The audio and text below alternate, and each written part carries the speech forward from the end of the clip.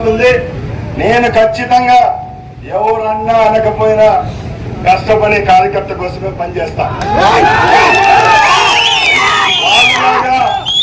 వాళ్ళలాగా అబద్ధాలు చెప్పేది నాకు రాదు. ఒకరు భుజం మీద చేయేస్తారో ఒకరు ఇంట్లో ఎవరున్నారు అర్థం చేసుకోండి. ఇలాంటి పని నేను చేయలేను. నేను ఎప్పుడైనా ఒకసారి కౌంటర్ ఇస్తా, రెండోసారి కుక్కలు మరుగుతా ఉంటే చూస్తా ఉంటా, ఒకసారి కౌంటర్ ఇస్తా అంటే అది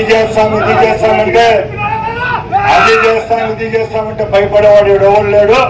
ముందు చరిత్ర చేయండి. మీరు ఇంట్లో కూర్చొని కేసులు పెట్టించుకున్నారు, నేను బయటికి పోయే కేసులు పెట్టించుకున్నా. ఆ రోజు తెలుగుదేశంలో ఉండే వాళ్ళు కుమ్మరోళ్ళు అడిగిపోయినారబ్బా, రాష్ట్రంలో 175 మంది లీడర్లు ఉంటే రామప్రసాద్ రెడ్డి పేరు ఎందుకు పెట్టాడబ్బా చెప్పండి. ఫస్ట్ నాకు ఎన్ని చూసాం, టాటాకి చెప్పులు ఎవరు భయపడా. నేను ఒకటే చెప్తున్నా, 1 సంవత్సరం గడిచింది, తప్పులు జరిగింటే మనం కూడా సెట్ అయ్యేదానికి టైం పట్టింది. మన కార్యకర్తలు కూడా ఏ ఊర్లో ఏందనేది అర్థం కాక 1 సంవత్సరం రోజులు మనం గడిపినాం. వచ్చే 4 సంవత్సరాల్లో ఖచ్చితంగా కార్యకర్తలకు న్యాయం చేస్తాం.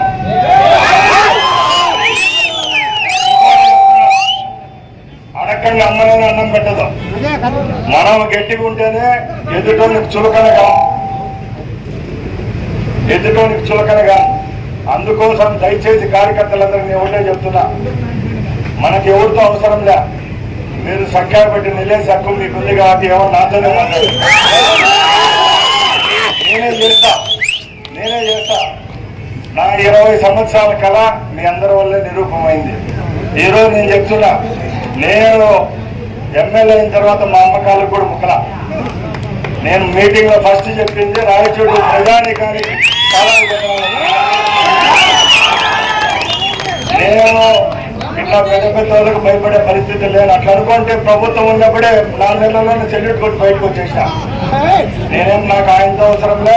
ఇంకా లాస్ట్ మనకి ఎవరైతే గౌరవం ఇచ్చినారో, విలువ ఇచ్చినారో, తెలుగుదేశం పార్టీలో ఉంటాం.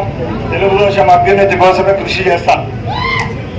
మనం ఎంతో వెనుకబడిన మన నియోజకవర్గాన్ని అభివృద్ధి చేసుకోవాలా.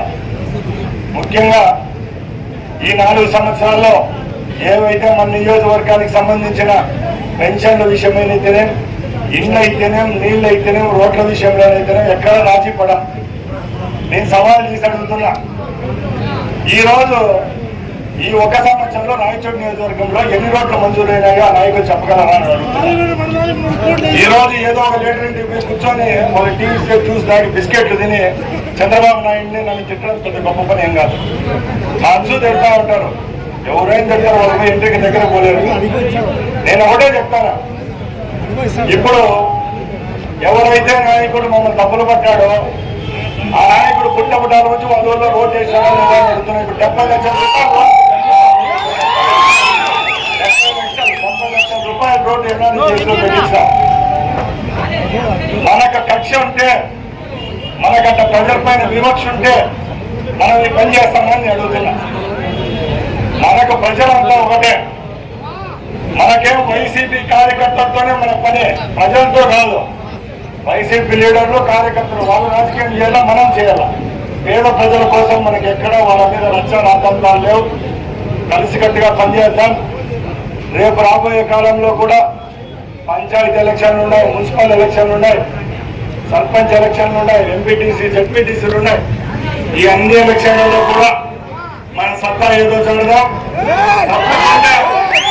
నేను ఒకటే చెప్తాను, న్యాయం వైపే దేవుడు ఉంటాడు. మనం కష్టపడి పని చేసినాం, వాళ్ళలాగా ఇంట్లో పనుకోలా. రోజుకు 18 గంటలు పని చేసినాం. న్యాయమంత్రి